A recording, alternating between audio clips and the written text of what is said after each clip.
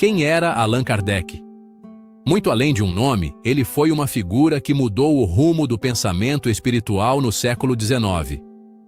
Antes de tudo, Hippolyte Léon Denisard Rivail era um professor dedicado, pedagogo respeitado e um homem profundamente ligado à ciência e à razão. Dedicado à lógica, à educação e ao método científico, Rivail não buscava o sobrenatural, mas sim respostas concretas para as questões humanas.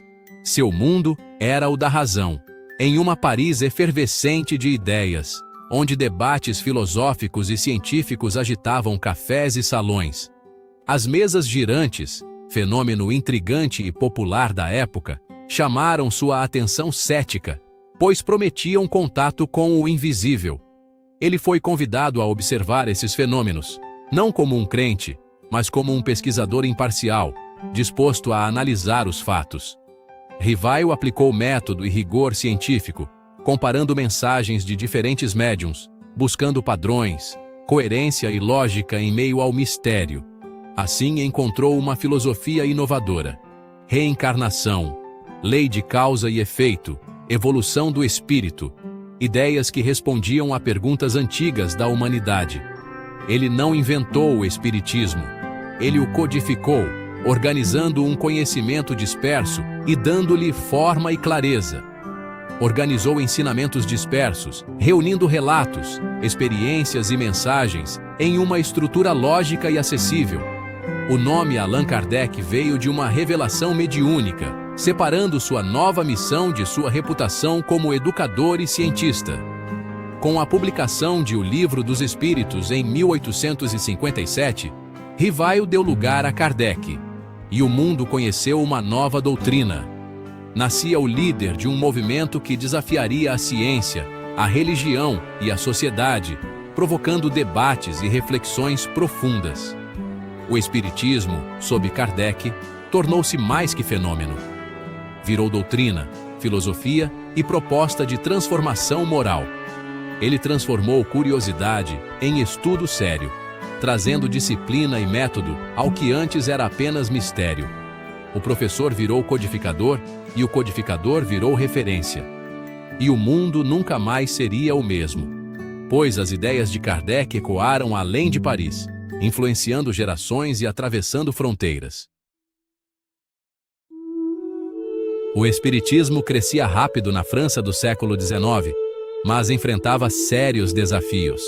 Charlatanismo, superstições e exageros ameaçavam sua credibilidade e confundiam os seguidores. Muitos se aproveitavam da novidade para enganar, enquanto outros misturavam crenças sem critério. Nesse cenário, Allan Kardec tornou-se o ponto de equilíbrio, a referência segura em meio à confusão. Ele não era profeta, nem prometia milagres ou poderes sobrenaturais. Era, acima de tudo, um professor. Exigia lógica, bom senso e disciplina intelectual de todos ao seu redor. O jornal La Solidarité destacou: era uma felicidade rara ter Kardec como líder, pois ele inspirava confiança e serenidade. Ele mantinha tudo nos limites do racional, evitando exageros e ilusões perigosas. Sua abordagem era um verdadeiro farol em meio ao caos, guiando todos com firmeza e clareza.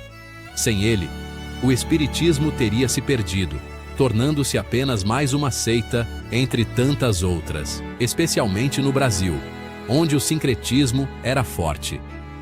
Com Kardec, o movimento se transformou em doutrina filosófica e moral, respeitada até por céticos. Sua liderança era um alívio para os estudiosos. Mãos firmes, mente clara, sem promessas vazias. Kardec era o antídoto contra o fanatismo e a irracionalidade, sempre defendendo o equilíbrio. Fé e razão para ele caminhavam sempre juntas, sem jamais se contradizerem. Ele abriu portas para intelectuais, cientistas e céticos, tornando o espiritismo um campo de diálogo e reflexão. Falava a língua da lógica e da análise crítica. Protegeu e elevou a doutrina, afastando-a do sensacionalismo. Graças a ele, o que era visto como mero entretenimento espiritual tornou-se um campo sério de estudo e pesquisa, respeitado até hoje. Kardec sabia do fascínio pelo inexplicável e do risco do fanatismo. Assumiu o papel de guardião da doutrina, usando o método como arma. Preferia rejeitar 10 verdades a aceitar uma mentira. Ensinava a duvidar, questionar, examinar rigorosamente. Mensagens mediúnicas eram submetidas à lógica e descartadas se incoerentes. Lutou contra a exploração financeira da mediunidade. Defendia a mediunidade como serviço ao bem, não lucro. Denunciava charlatanismo e alertava sobre perigos do espiritismo mercantilizado. Separou o espiritismo sério do espetáculo. Os fenômenos eram meios, não fins. Assim, garantiu a seriedade e longevidade da doutrina. O sucesso do espiritismo atraiu oposição feroz. Igreja e ciência materialista o atacaram. Em 1864, o Senado francês debateu sua proibição. Jornais ridicularizavam Kardec e os adeptos, como se fossem personagens de uma novela. A estratégia era isolar e desacreditar o movimento. A pressão era imensa, mas a doutrina resistiu. Diante dos ataques, Kardec escolheu a serenidade. Nunca respondeu insulto com insulto. Usava cada crítica para esclarecer e ensinar. Na Revista Espírita, publicava ataques e respondia com lógica e paciência. Reafirmava o caráter pacífico e moralizador do espiritismo. Transformava ameaças em oportunidades de divulgação. Sua defesa era elegante, racional e desarmante. Oferecia debate de ideias, não escândalo. Defendia a liberdade de consciência e o respeito a todas as crenças. Personificava os ideais espíritas. Mostrava que a força está na razão e nos princípios. Sua postura fortalecia o movimento. Kardec provava que a paz é a maior arma. Nem toda a imprensa era hostil ao espiritismo. O jornal Le Siècle abriu espaço para o debate. O escritor Eugène Bonnemère publicou artigos imparciais sobre o movimento, descrevia sessões e reconhecia a seriedade dos adeptos. Apresentava o espiritismo como fenômeno social e filosófico. Esses textos levaram a doutrina a novos públicos. O espiritismo ganhou status de assunto sério. A abordagem focava filosofia e moral, não só fenômenos. Mostrava que o coração da doutrina eram as ideias transformadoras. A semente plantada por Kardec germinava na elite intelectual. A ciência via o espiritismo com ceticismo. Kardec não pediu fé cega, mas observação e análise. Chamou o espiritismo de ciência de observação. Detalhou métodos para investigar e evitar fraudes. Citava casos concretos. Convidava mágicos a examinar fenômenos. Valorizava o pensamento racional e reconhecia limites da ciência. Previu que ciência e espiritismo caminhariam juntos no futuro. Buscava diálogo, não oposição. Via o espiritismo como expansão do saber.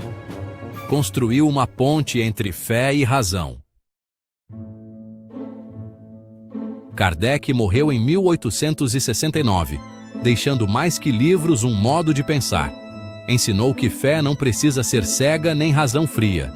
Propôs equilíbrio, fé que raciocina a razão, que admite o transcendente. Lutou contra preconceito, fanatismo e credulidade. Insistiu na moralidade, estudo e caridade. Respeitava todas as crenças. Fora da caridade não há salvação. Resumia sua visão universalista como um abraço fraterno. O que importava eram ações e sentimentos, não rótulos religiosos. Ofereceu uma terceira via, filosofia espiritualista e racional. Uma fé que não teme a dúvida, uma ciência que não teme o espírito. Sua proposta continua atual e necessária. A felicidade de ter Kardec como líder era, na verdade, um alívio diante do perigo do irracional. Em uma época marcada por incertezas e superstições, Sua presença representava um farol de lucidez e equilíbrio para todos que buscavam respostas além do material. Sua liderança exigiu vigilância, coragem e paciência, pois era preciso manter a serenidade mesmo diante das maiores adversidades e incompreensões. Enfrentou ataques externos, vindos de críticos e opositores, e desafios internos, como dúvidas e divergências entre os próprios seguidores. Administrou a tensão constante entre fenômeno e filosofia, fé e razão, mostrando que o verdadeiro progresso espiritual exige reflexão profunda. Ensinou que o espírita deve buscar equilíbrio, sempre estudando, questionando e duvidando, pois o conhecimento é construído com humildade e perseverança.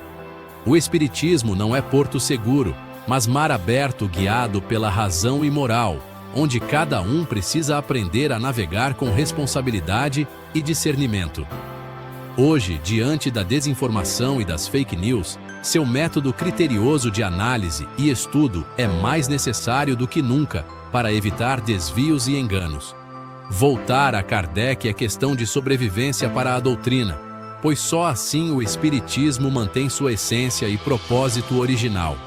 Sua herança é a busca constante pela espiritualidade sem jamais fugir da razão, promovendo o diálogo entre ciência, filosofia e fé. O rigor intelectual, aliado à honestidade moral, é o verdadeiro legado que Kardec deixou para as gerações futuras. A integridade do espiritismo depende disso, e cabe a cada um de nós honrar e preservar esse patrimônio de luz e razão.